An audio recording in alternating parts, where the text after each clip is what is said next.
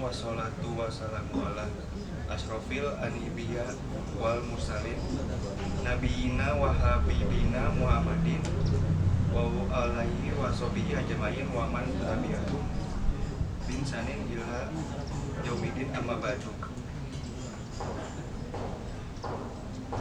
Kepada yang terhormat CEO Absolute Group Bapak Haji Sastro SH, kepada yang terhormat Direktur Absolute Service Bapak Brigjen TNI Purnawirawan Insinyur Haji Agus Suryaso, kepada yang terhormat Direktur Absolute Group Ibu Haji Ekra Sri Rianti, Ibu Asri Insani, dan Bapak Juhar Rahmanto dan Mas Bagus, kepada yang terhormat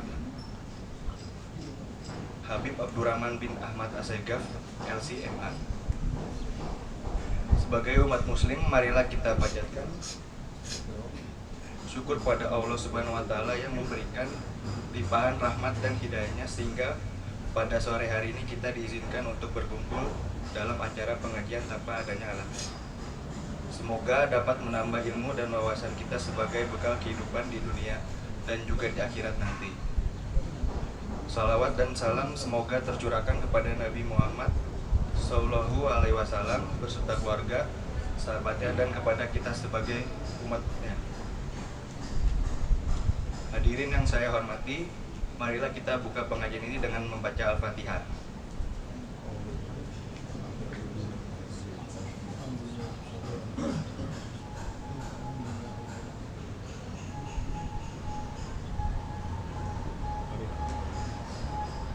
Tausiah akan disampaikan oleh Habib Abdurrahman bin Ahmad Assegaf LCMC dengan tema hadis Arba'i. Untuk Ustaz, untuk Habib, waktu dan tempat dipersilakan. Assalamualaikum warahmatullahi wabarakatuh. Alhamdulillah wassalatu wassalam ala rasulillah wa ala alihi wa man wala amma ba'd. Segala puja dan puji kehadirat Allah. Salawat serta salam kepada Nabi Muhammad SAW, para keluarga, sahabat, tabi'in, serta seluruh umat yang selalu beristiqomah mengikuti sunnah-sunnahnya hingga yaumul qiyamah. Alhamdulillah, setelah kita mendirikan sholat asar secara berjamaah, semoga apa yang telah kita lakukan semua diterima oleh Allah Subhanahu wa taala. Amin ya rabbal alamin. Kembali di kesempatan yang mulia ini, di tempat yang kita cintai ini, kita bersama-sama membaca hadis-hadis Nabi Muhammad SAW yang terangkum dalam kitab Arba'in Nawawiyah, yang alhamdulillah pada saat ini kita akan melanjutkan pembahasan kita di hadis ke-26, karena memang sudah kita bahas sebagian hadis ke-26 ini, yaitu hadis yang diriwayatkan oleh Abu Hurairah radhiyallahu anhu dalam riwayat Imam Bukhari Muslim, dari Abu Hurairah bahwa semua persendian yang ada pada diri kita harus disyukuri dengan melakukan berbagai macam amal yang mengandung sedekah. Dan dijelaskan oleh Rasulullah SAW bahwa sedekah itu tidak identik hanya dengan harta, tetapi bisa juga dilakukan, yang pertama, mendamaikan dua orang yang sedang berselisih. Jadi ketika kita berusaha mendamaikan orang yang sedang berselisih, usaha kita itu disebut sedekah. Kemudian yang kedua di sini, wa tu'inur rajula fi dabbatihi fatahmiluhu 'alaiha aw tarfa'u lahu 'alaiha mata'ahu sedekah. Dan orang yang menolong orang lain dalam menaikkan kendaraannya, menaikkan barang-barangnya ke kendaraan, itu adalah sedekah. Di zaman dulu, dabba itu kan kendaraan yang digunakan untuk mengangkut itu onta, kuda. Jadi waktu mereka mau menaikkan barang bawaannya ke atas ontanya atau ke atas kudanya, lalu kita bantu mengangkatnya, itu disebut sedekah. Tentunya dalam konsep sekarang itu, yaitu meringankan beban orang, baik membantu ketika ada sahabat kita, teman kita bawa berkas atau bawa barang yang sulit dari bawah mau naik ke atas susah, atau dari atas ke bawah sulit, lalu kita bantu. Padahal itu bukan tugas kita, itu bukan kewajiban kita, tapi saya bantu saja nurunin, itu disebut sedekah. Jadi jangan cerita berpahala apa tidak berpahala, sangat berpahala. Walaupun membantu membawa barang-barang yang tidak berbau agama, bawa lemari, nurunin meja yang berat, lalu kita bantu. Atau mungkin ada sahabat kita yang sedang berbersih, kemudian kelihatannya berat dan kita bisa membantu, maka saat kita membantu itu adalah sedekah. Atau mungkin dalam konsep di luar sana, ketika kita sedang berjalan, tiba-tiba kita lihat ada seorang bapak tua atau ibu tua yang mau menyeberang, sulit, lalu kita bantu menyeberang. Ini adalah sedekah. Atau mungkin kita yang sedang bawa motor, ini orang nyeberangnya sulit, kalau tidak kita berhenti, maka kita berhenti, lalu kita memberikan isyarat untuk yang di belakang kita agar berhenti, biar memberikan kesempatan. Itu sedekah. Jadi semua kebaikan yang kita berikan kepada saudara kita, baik dengan tenaga, tadi kan dengan tenaga semua itu, tidak berkaitan dengan ilmu, tidak berkaitan dengan harta, tapi dengan tenaga, maka dihitung sedekah. Kemudian yang selanjutnya, wal kalimat thayyibah sedekah. Ucapan yang baik itu adalah sedekah. Tutur kata yang sopan, tutur kata yang tidak menyinggung saudaranya, tutur kata yang tidak merendahkan orang lain, itu adalah sedekah. Al kalimatut thayyibah, ucapkan yang baik.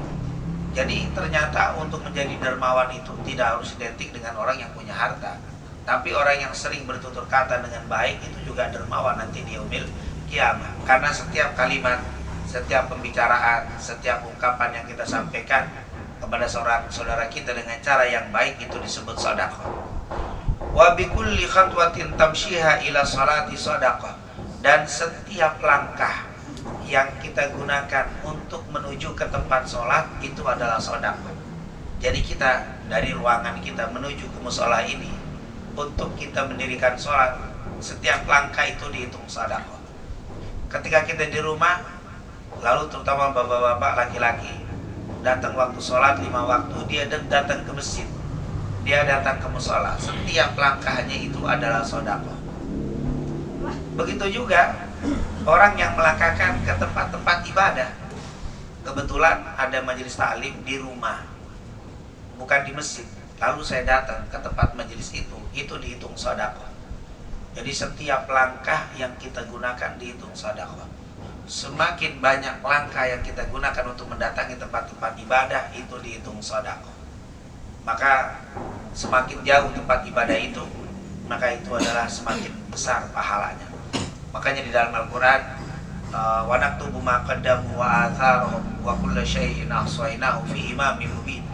Kami menulis semua amal-amal kalian dan apa yang kalian tinggalkan di tempat yang terjaga. Subhanallah, semua langkah kita saat kita datang ke tempat-tempat seperti ini dihitung sedekah. Dan yang terakhir di situ disebutkan wa tumitul adza anit tariqi sedekah.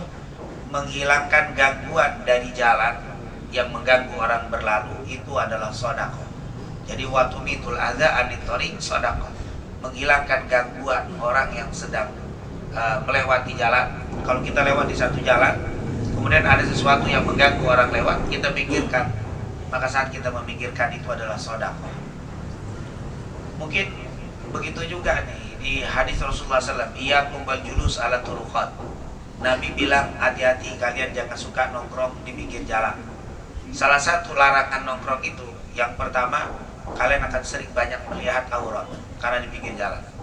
Yang kedua, kalian mengganggu orang lewat. Padahal kata Rasul, menghilangkan gangguan sedekah. Berarti kalau kita mengganggu orang lewat karena nongkrong di pinggir jalan itu menjadi sebuah perbuatan yang mengandung dosa. Kadang-kadang kita lihat tidak sedikit ketika kita lewat di perkampungan atau di jalan yang agak sempit, lalu di situ ada orang yang nongkrong, anak-anak nongkrong. Ketika kita lewat, mereka bukannya minggir, mereka bukannya memberi jalan dengan baik, tapi malah diam sampai akhirnya kita mengalami sulit. Ini jangan dianggap sesuatu yang biasa, itu adalah perbuatan dosa. Begitu juga ini, kita yang bawa mobil dan bawa motor, ketika kita berhenti di tempat manapun harus diperhatikan mengganggu orang lewat apa tidak. Karena maaf, kita kadang memarkir motor itu berhenti sembarangan di pinggir jalan dan akhirnya orang lewat susah. Padahal kata Nabi, menghilangkan gangguan dari jalan sedekah. Berarti kalau memberi gangguan, itu memberi gangguan. Parkir, Masya Allah, memang kadang-kadang mungkin karena merasa di kampung sendiri, di gang sendiri, parkir itu sampai mobil jalan miring-miring, kadang-kadang ngindarin motor kejebur got gara-gara mikirin apa. Tapi dia merasa biasa saja. Padahal kata Rasul, menghilangkan gangguan sedekah. Berarti kalau naruh gangguan, ini perbuatan yang dosa. perbuatan yang menyulitkan orang. Yang kata Nabi Muhammad SAW, siapa yang mengangkat kesulitan orang, diangkat kesulitannya. Siapa yang suka memberikan kesulitan orang, akan diberikan kesulitan oleh Allah SWT. Maka kelihatannya sepele, hanya sekedar memarkir motor, sekedar memarkir mobil, tapi perhitungkan apakah parkir saya yang saya letakkan ini mengganggu orang apa tidak. Apalagi suara bising yang mengganggu. Ini kadang-kadang pakai motor yang Masya Allah, kalau pesawat ada yang suaranya lebih cepat dari apa? Gerakan, kalau ini gerakan suaranya benar-benar lebih cepat dari apa? Dari gerakan suaranya bunyi, oh kira sudah lewat, masih jauh. Astagfirullah, ini mengganggu sekali. Dan semua gangguan-gangguan ini jangan dianggap sesuatu yang tidak mengandung dosa. Karena kata Rasulullah, menghilangkan gangguan di jalan. Wa imatatul adza anit thariq shadaqah, menghilangkan gangguan dari jalan sedekah. Berarti Rasulullah itu mengatakan, ayo jangan melakukan sesuatu yang membuat gangguan di jalan kita. Nah, ini tentunya yang dijelaskan oleh Nabi Muhammad SAW. Ini merupakan hadis-hadis yang kita selesaikan di hadis ke-26, karena ini hadis yang tersisa dari hadis yang pertemuan yang lalu, yaitu disebutkan bahwa setiap persendian ini ada yang harus kita syukuri, yang harus kita sedekahi.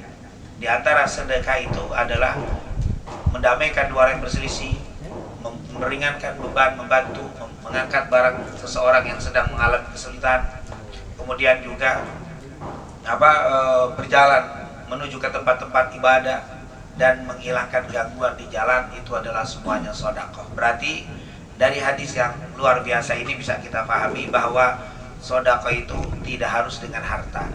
Jadi tidak ada alasan nanti di hari kiamat kita tidak bersedekah di jalan Allah. Kenapa? Karena kita semua pasti bisa bersedekah. Bahkan ketika tidak punya apapun masih bisa al-kalimah at-thayyibah, berbicara dengan baik, berbicara dengan sopan, berbicara dengan etika, tutur kata yang bagus, itu adalah sedekah. Nah, inilah hadis yang kita sempurnakan dari sisa pembahasan pada pertemuan yang lalu. Jadi kita anggap hadis ke-26 ini selesai, dan itu semuanya masih berbicara tentang sedekah bisa dilakukan bukan hanya dengan harta. Itu saja mungkin untuk menyempurnakan hadis yang tersisa di hadis ke-26. Kami persilakan.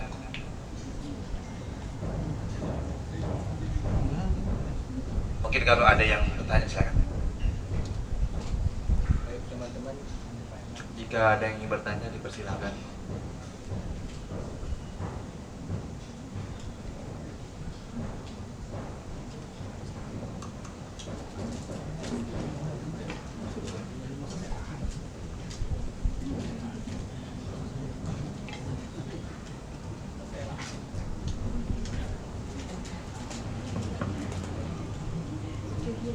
Assalamualaikum warahmatullahi wabarakatuh. Waalaikumsalam warahmatullahi wabarakatuh. Habib, saya ingin bertanya, apakah mengajak orang atau memfasilitasi pengajian seperti ini termasuk sedekah? Pertama. Yang kedua, bagaimana jika sudah disediakan atau disediakan fasilitas seperti ini, yang baik ini, ternyata yang diundang atau yang diajak atau yang dimintakan hadir gak hadir, tapi maka itu sia-sia atau terima kasih. Assalamualaikum warahmatullahi wabarakatuh. Waalaikumsalam warahmatullahi wabarakatuh. Diceritakan dulu dari Anas bin Malik. Dulu ada dua orang bersaudara, satu kakak, satu adik. Yang adiknya ini rajin sekali hadir ke majelis ilmu, majelis taklim hadir. Sementara si kakak ini kerja terus, jarang sekali hadir ke majelis ilmu. Tapi hasil dari kerjanya itu dia berbagi dengan adiknya yang sedang menuntut ilmu itu, dibagi. Akhirnya si adik itu nggak bekerja, dia cukup nah, karena sudah ada rezeki dari kakaknya, jadi dia lebih banyak belajar. Akhirnya sekali waktu si kakak ini mengadu ke Rasul, ya Rasulullah, tolong tegur adik saya itu ya Rasul. Kenapa, kata Rasul? Dia itu lebih banyak belajarnya daripada kerjanya. Sementara saya kerja terus, dan saya bagi hasil kerja saya kepada adik saya itu. Apa dalam hadis Rasulullah SAW? Ini hadis Sahih Muslim, hadis sahih. Apa Rasulullah bilang? La'allaka turzaqu bihi. Kata Rasulullah, la'allaka turzaqu bihi. Boleh jadi, wahai kakak, kamu itu dibuka pintu rezeki karena sebab adikmu yang belajar itu. Karena sebab engkau memberikan perhatian kepada adikmu yang belajar. Boleh sebab karena engkau berbagi hasil kerjamu kepada adikmu yang belajar. Itu kata Rasulullah SAW, hadis Sahih Muslim. La'allaka turzaqu bih. Itu hadis Rasulullah. Boleh jadi kamu dibuka pintu rezeki karena adik. Ini menunjukkan yang pertama bahwa ketika kita bekerja lalu kita juga belajar, itu jangan disangka belajar itu, belajar agama, jangan disangka itu mengurangi rezeki. Justru la'allaka turzaqu bih.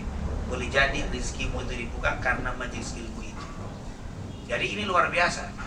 Kadang-kadang ada orang yang takut kurang rezeki kalau hadir ke majelis ilmu. Justru kata Rasulullah, engkau boleh jadi dibuka pintu rezekimu karena orang yang belajar tadi. Padahal ini anak yang belajar, ini yang kerja. Dia hanya membagi. Rezeki ini dibuka, apalagi rezeki yang belajar. Apalagi kita yang kerja, kita yang belajar, subhanallah. Seandainya kita tidak belajar, lalu kita ngasih perhatian kepada orang yang belajar, rezeki kita dibuka gara-gara dia. Apalagi kita sendiri yang kerja, kita sendiri yang belajar. Ya Allah, ini membuka pintu rezeki. Ini yang pertama. Terus yang kedua, kata para ulama, kalau yang belajar dan yang mengajar, yang belajar ini dan yang membantu orang yang belajar, itu dibuka pintu rezeki, tentunya penyedia tempat lebih dibuka lagi. Kenapa? Karena tidak mungkin itu anak bisa belajar tanpa ada tempat belajar. Karena tidak mungkin orang itu bisa membantu saudaranya yang belajar kalau dia tidak belajar karena tidak ada tempatnya. Maka orang yang memberikan perhatian kepada majelis ilmu, majelis ilmu seperti ini adalah pembuka pintu rezeki. Karena kalau dihitung logika, wah jam kerja hilang dong. Mesti 1 jam untuk bisa apa? Mungkin bisa menghasilkan sekian. 1 jam dibuang untuk apa? Dzikir, 1 jam dibuang untuk ta'lim. Itu kata Rasulullah SAW, kelihatannya memang seperti itu. Tapi la'allaka turzaqu bih. Boleh jadi justru dengan waktu yang kau buang untuk menuntut ilmu itu, waktu untuk ibadah itu, rizki Allah akan buka. Subhanallah. Maka beruntunglah orang yang memberikan perhatian kepada orang-orang yang belajar. Karena kata Rasulullah, tidak ada pembuka pintu rizki lebih besar daripada orang yang memperhatikan orang yang belajar. Maaf, kadang ada yang begini, saya itu selalu santunan sama anak yatim. Kenapa? Biar rezeki saya terbuka. Benar, rezeki bisa terbuka dengan santunan anak yatim. Tapi jangan lupa memberikan perhatian kepada orang yang belajar agama lebih cepat daripada memberikan santunan kepada anak yatim. Kenapa? Ya anak yatim dia mendapat makan, dikasih rezeki dia makan. Tapi yang belajar ini digunakan untuk ibadah, digunakan tenaganya untuk baca Quran, digunakan. Jadi memberikan perhatian kepada orang yang belajar agama membuka pintu rezeki. Bahkan kata ulama, tidak ada amalan yang lebih cepat menjadi pembuka pintu rezeki adalah menyiapkan, memperhatikan orang-orang yang belajar agama. Oleh karena itu, orang-orang yang menyiapkan tempat untuk belajar, bersyukurlah, karena itu menjadi pembuka pintu rezeki kita.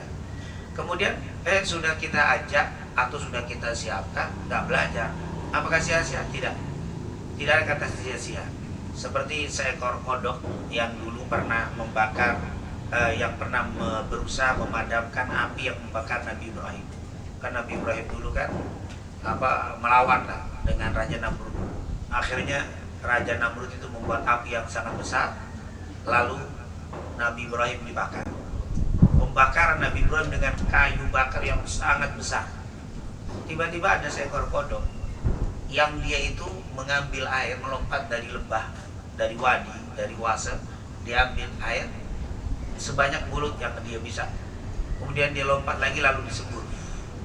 Apinya disembur dengan air dari mulut seekor kodok. Ini cerita hadis Bukhari Muslim. Waktu disembur balik lagi, disembur lagi balik. Akhirnya malaikat bertanya, "Hai kodok, apa yang kau lakukan?" Kata dia, "Aku sudah berusaha untuk memadamkan api yang membakar kekasihnya Allah, yaitu Nabi Ibrahim." Lalu kodok nanya lagi, malaikat nanya lagi, "Apakah kau tahu semburan dari mulutmu tidak akan pernah memadamkan api yang sangat besar itu?" Kata kodok, "Aku tahu.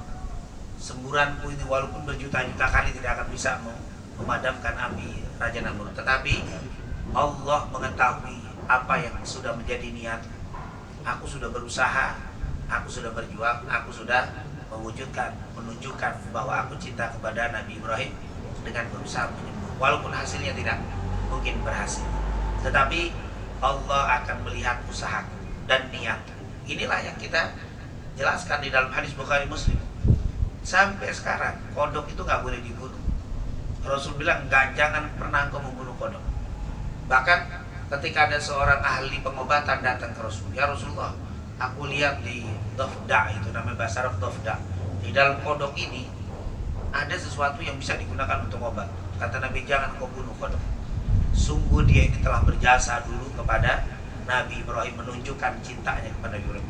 Kakek moyangnya, nenek keturunannya itu mendapatkan imbas kebaikan dari kakek moyang dilakukan. Kodok sekarang mungkin nggak tidak mematikan sesuatu yang enggak, tapi karena jasa dari kakek moyang mereka sampai sekarang dimuliakan. Jadi salah satu binatang yang nggak boleh dibunuh itu kodok. Sebaliknya, waktu itu juga ada seekor cicak yang meniup-niup, maka sampai sekarang disuruh bunuh. Artinya apa? Usaha kodok itu nggak berhasil, tapi Allah tidak melihat berhasil atau tidak berhasil. Bagaimana usahamu, bagaimana niatmu. Niat kita biar rame, niat kita biar sholat jamaah, niat kita biar pengajian enak, saya buat yang terbaik, kemudian gak jalan juga, maka itu bukan sesuatu yang sia-sia. Wa qul i'malu fasayarallahu a'malakum. Kata Allah apa? Berbuatlah, Allah akan melihat apa yang kamu lakukan, bukan apa hasil dari perbuatan. Kita kalau dilihat dari hasil, ya jujur kita ini lemes semua. Siapa yang sholatnya yang bagus? Siapa yang sholatnya kayak Nabi? Padahal Nabi pernah bilang, sallu kama ra'aitumuni usalli. Sholatlah kalian seperti kalian melihat aku sholat. Rasa-rasanya kalau kita mau hasilnya kayak Nabi, kayaknya nggak ada yang sholat kayak Nabi. Nabi itu kalau sudah sholat nggak ingat apa-apa kecuali Allah. Kalau kita nggak ada yang diingat kecuali semuanya. Yang nggak diingat Allah. Apa? Semua, sendal ingat, kerjaan ingat, ketika belum selesai, lampiran sudah belum beres, belum tanda tangan, uyang tidak apa? Waktu sholat begitu. Jadi sepertinya kalau kita sholat mau lihat hasil lemes, tapi Allah nggak bilang begitu. Berbuatlah kamu, aku melihat perbuatanmu, bukan hasil. Maka disinilah yang membuat kita besar hati. Kenapa? Allah itu maha bijaksana. Yang penting orangnya sudah berusaha. Masalah hasilnya aku yang tentukan. Yang penting itu sudah nyiapkan sarana. Saat orang itu memakai tidak memakai, menggunakan tidak menggunakan, jangan pernah kita kecil hati. Semua yang sudah kita lakukan dicatat oleh Allah SWT. Wallahu a'lam bishawab. Dan mungkin karena tidak ada pertanyaan, saya tambah sedikit saja. Alhamdulillah saat ini kita sudah masuk di bulan Rajab. Bulan Rajab kita sudah masuk di hari ketiga ya. Sudah hari ketiga di bulan Rajab. Dan perlu diketahui bulan Rajab ini adalah bulan di antara bulan-bulan haram, bulan-bulan istimewa. Ada 4 bulan istimewa: Dzulqa'dah, Dzulhijjah, Muharram, dan Rajab. Kita berada di awal Rajab di hari ketiga. Dan apa sih keistimewaannya? Kata Abdullah bin Abbas, semua amal soleh yang dilakukan di bulan haram nilainya berlipat ganda. Jadi pekan lalu kita ngaji, hari ini kita ngaji, beda nilainya. Hari ini lebih mulia daripada pekan yang lalu. Kenapa? Karena saat ini kita sudah taklim di bulan-bulan haram. Jadi alhamdulillah yang sudah bisa hadir semoga bisa istiqomah. Dan yang biasa beramal soleh ayo tingkatkan. Semua amal soleh berlipat, mau puasa sunnah boleh, mau sedekah boleh, pokoknya semua amal soleh berlipat ganda pahala. Tapi kabar buruk juga bagi yang ahli maksiat. Siapa yang maksiat di bulan ini juga dosanya berlipat. Ini musibah yang bermaksiat ya sekarang berhenti. Ya kalau jahiliyah dulu masuk bulan Rajab, masuk bulan haram, yang biasa merampung, nggak ngerampung, libur. Yang biasa libur semua. Walaupun setelah Rajab dilakuin lagi. Nah itu kan jahiliyah. Tapi kalau kita di luar Rajab Di bulan haram kita nggak berani, apalagi di bulan-bulan haram. Karena kemaksiatan itu double dosanya. Ada yang mengatakan doublenya, kalau melakukan dosa di hari biasa di bulan kemarin dosanya 10 misalkan, maka kalau di bulan ini jadi 20. Ada yang bilang enggak, dosanya tetap satu, cuman kadar dosanya beda. Kalau kemarin melakukan dosa sama malaikat mungkin hukumannya ditabung gitu doang. Tapi kalau sekarang dia mah di tonjoknya tuh pakai ancang-ancang, pakai kuda-kuda, ditonjok kenapa? Lebih kencang dosanya hukumannya lebih besar. Oleh karena itu mengingat saja bahwa Rajab kita berada di bulannya. Dan tadi seperti yang dicontohkan Ustaz Agus tadi, mulai berdoa, banyak berdoa supaya bisa bertemu dengan Ramadan. Allahumma barik lana fi Rajabah wa Sya'bana wa ballighna atau wa barik lana fi Ramadan. Semoga kehadiran kita, duduknya kita di sore hari ini juga menjadi doa untuk kita semuanya. Amin. Agar Allah jadikan bulan Rajab ini sebagai bulan berkah. Allah berikan keberkahan kita juga di bulan Sya'ban, dan Allah berikan panjang umur, sehat walafiat, bertemu dengan bulan Ramadan dengan penuh keberkahan dari Allah Subhanahu wa taala. Amin. Amin ya rabbal alamin. Baik, terima kasih ya Habib atas materinya. Semoga ilmu yang kita dapat hari ini dapat bermanfaat untuk depan. Akhirnya kita sampai di penghujung acara, yaitu berdoa bersama yang akan dipimpin langsung oleh Habib. Sebelum kita doa bersama, saya selaku pembawa acara jika terdapat salah kata ataupun sikap yang tidak berkenan di hati Bapak Ibu sekalian, saya mohon maaf yang sebesar-besarnya. Kepada Habib untuk memimpin doa bersama, kami persilakan. Baik, kita akhiri majelis kita dengan berdoa kepada Allah. Semoga Allah SWT menjadikan ta'lim kita, ibadah yang kita sudah lakukan menjadi tawasul amal soleh kita, sehingga Allah kabulkan semua hajat-hajat kita. Allah mudahkan segala urusan kita, Allah angkat segala kesulitan kita, Allah ampuni segala dosa-dosa dan kekurangan kita, dan semoga Allah berikan kepada kita rizki yang halal dan thayyibah, rizki yang bisa membawa kebahagiaan dunia wal akhirah dan keselamatan dunia wal akhirah. Dan semoga Allah SWT memberikan kepada kita keberkahan di bulan Rajab, Sya'ban, dan di bulan Ramadan. Birahmatika ya arhamar rahimin. Amin. Amin ya rabbal alamin. Rabbana taqabbal minna innaka antas samiul alim wa tub alaina innaka antat tawwabur rahim. Allahumma inna nas'aluka ilman nafi'an wa rizqan thayyiban wa amalan salihan. Allahumma inna na'udzubika min ilmin la yanfa' wa min qalbin la yakhsha wa min nafsin la tashba' wa min du'ain la yusma' birahmatika ya arhamar rahimin. Allahumma barik lana fi Rajab wa Sya'ban wa barik lana fi Ramadan. Allahumma barik lana fi Rajab wa Sya'ban wa ballighna Ramadan. Rabbana atina fid dunya hasanah wa fil akhirati hasanah wa qina adzabannar. Wa sallallahu ala sayyidina Muhammadin wa ala alihi washabihi wasallam. Walhamdulillahi rabbil alamin. Baik, sebagai penutup acara pada pengajian sore ini, marilah kita membaca doa kafaratul majelis.